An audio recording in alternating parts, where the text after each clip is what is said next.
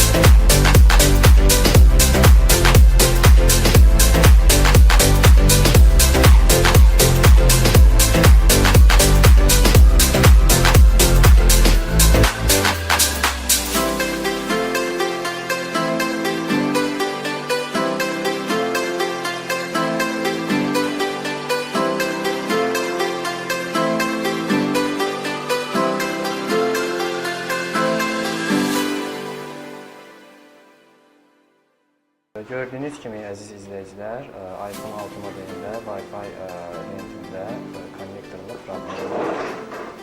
Lentin konnektorunun bir ayağı qırıqdır və bunu yenisi ilə əvəz edəcəyik.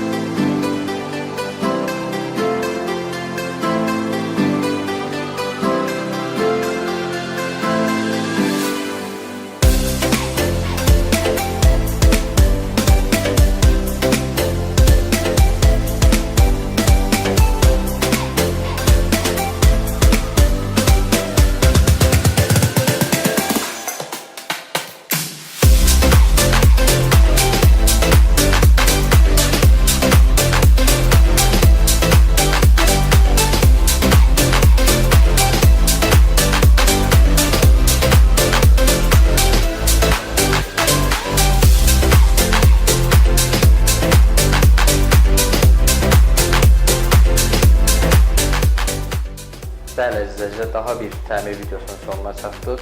Bugün iPhone 6 modelinin Wi-Fi zəif tutma problemini həll edəcəyik. İstədiyiniz modellərə uyğun təmir videoları varsa, rəylərdə bizə bildirə bilərsiniz. Belə videoların davamlı olmağını istəyirsinizsə, kanalımıza abunə olmağı və bizə dəstək olmağı unutmayın.